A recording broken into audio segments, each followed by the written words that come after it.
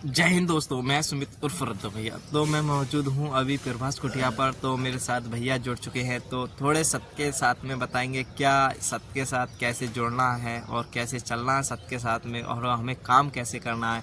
तो क्या कोई खर्चा नहीं है और कोई भी 1 रुपये का कोई खर्चा नहीं न चढ़ा हुआ है।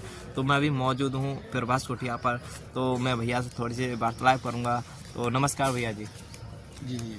भैया जी अब बताइए थोड़ा सबके साथ कैसे चलना पड़ेगा। देखिए, सबके साथ में आपको चलना ही है तो पहले सुनना पड़ेगा। जी सुन बताइए। जब आप सबके साथ में किसी के कहने में अगर पहुंच जाते हैं या मतलब कैसे भी पहुंच जाते हैं, जब आप वहाँ सुनकर अपने आप ही समझना पड़ता है कि ये कितनी बात सही है कितनी गलत है। तब आप प्रैक्टिकल करेंगे, या आपका कोई काम रुका हुआ पड़ा है या वो बन जाएगा, आपने सोचा मेरे वहाँ जाने से बन गया, तभी आप चल पाओगे। बिल्कुल। जैसे कोई समस्या घर में आ रही है, वो नहीं बन पा रही, वहाँ जाकर बन गई, तभी आप चल पाओगे। बिल्कुल। क्योंकि किसी के कहने से आगे कोई नहीं चल पाता, ना हम भी नहीं चल पाएंगे। हमसे भी कहा गया, हम भी नहीं चल पाए। मजाक ही बनाते हैं। जब हमारी 9 फेरे नहीं अटकती है तो हम खुद भागते हैं। बिल्कुल, जब आदमी का कोई लगता है तभी भागता है। कहीं पे भी देख लो आप। अब आपको शरीरधारी तो कोई फायदा कर नहीं देगा। शरीरधारी किसी ने किया नहीं। अब इनके शरण में जाने से वो पैर भी नहीं छिलवा रहे। हम बैठकर अपने पंडाल में स्थान पर बैठकर नमन करते हैं, बैठकर उनसे जो मांगना चाहते हैं मांगते हैं। अगर हमारा वो काम पूरा हो जाता है तभी हम चल पाते हैं। बिल्कुल। कि जी प्रभु जी, आपकी कृपा से हमारा ये काम हो गया। आप परमात्मा हैं, आपसे हम अंतर्यामी हैं, पर ब्रह्म है। वो निकलवाते हैं हमें क्यों? हम कहते हैं फिर तो हमें दिखता है तब दिखेगा ही नहीं तो कहेंगे कैसे? आप कहने लगे हैं करसूत का पेड़ है, हम कह देंगे ये अंगूर का पेड़ है। और है अंगूर का तो हम आपके कहने से शुरू मानेंगे। जब हम देख के आए तभी तो कह सकते हैं अंगूर को करसूत क्यों बताया भैया। बिल्कुल आपकी बहुत अच्छी बात है। अब वो पेड़ देखो तो करसूत का होता है, मगर बेल अंगूर तो बेल पे आता है। बिल्कुल। तो आंखों से देखना पड़ेगा। आप कहते हैं कि हम सेब खाते हैं, जब आपको पता है सड़ा हुआ है तो आप नहीं खा सकते। बिल्कुल। आपसे कोई खाओ भट्टो पे तो कहेंगे यार सड़ा हुआ हम कैसे खा सकते हैं? बिल्कुल। जब बढ़िया है तो खाओगे, तो नहीं खाओगे। तो किसी कहने से तो अपनी आंखों से देखकर काम करना चाहिए।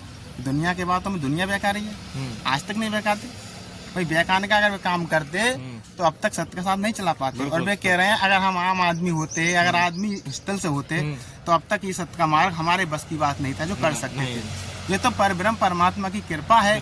कैसे कर रहे हैं वो जाने, ये नहीं होता।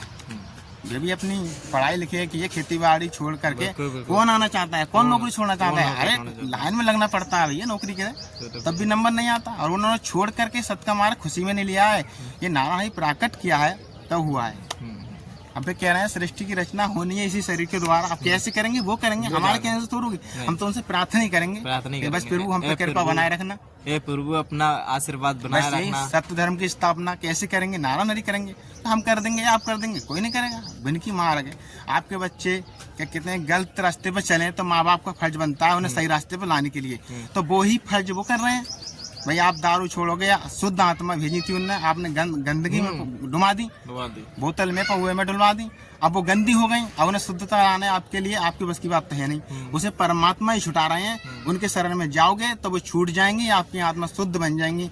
अब लोग कहते हैं क्या बदल थोरू जाएंगी? अरे भाई आपके मोड़े पे घूर नहीं है, आप उस रास्ता निकल उस पर रोड डालना शुरू कर दोगे तो बढ़ता ही चला जाएगा। और जब छोड़ना शुरू कर दोगे तो वो खुद ही खत्म हो जाएगा और आपकी रास्ता पहले जैसी हो जाएगी। तो आपको कोई भी भेदभाव नहीं रहेगा।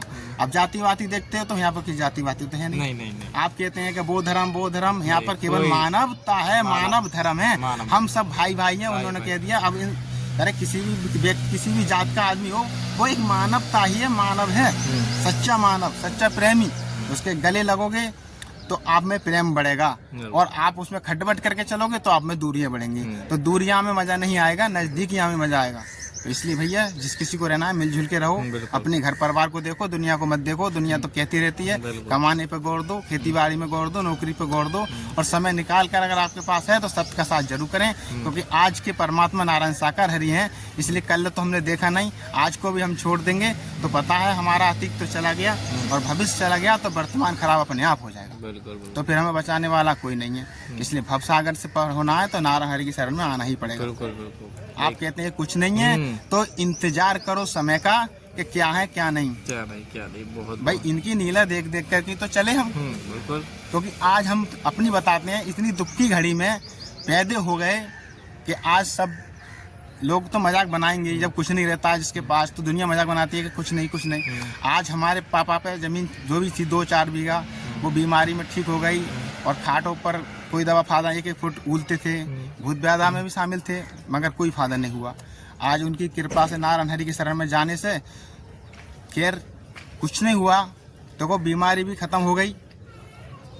अब 10-20 रुपए की दवा आती है, उससे काम चल जाता है। जो नहीं है कि बिल्कुल ठीक हो गए, मगर बिल्कुल सही हो गए। जो व्याधा थी वो कट गई, आराम से रह रहे हैं, सुखी से अन्न से रोटी खा रहे हैं। उनकी कृपा इतनी हो गई कि आराम से कोई भी दिक्कत ना हुई।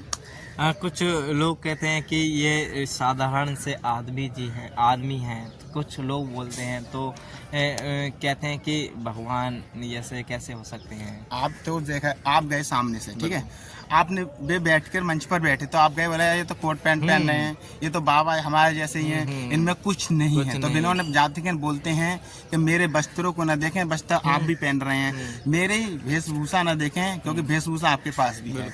इसलिए जो बोल रहा है उसको सुना जाए।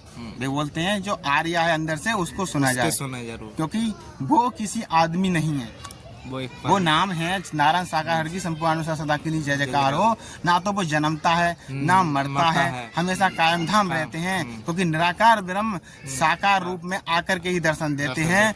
चाहे वो कृष्ण रूप में हो, चाहे राम रूप में हो, वो शरीर एक मानव का ही होता है, क्योंकि मानव से बात करने के लिए मानव शरीर रखना पड़ता है, तभी इस धराधाम पर आते हैं। अगर स्वयं आ जाएंगे तो ऊपर से काम चल जाएगा, नीचे क्या करेंगे?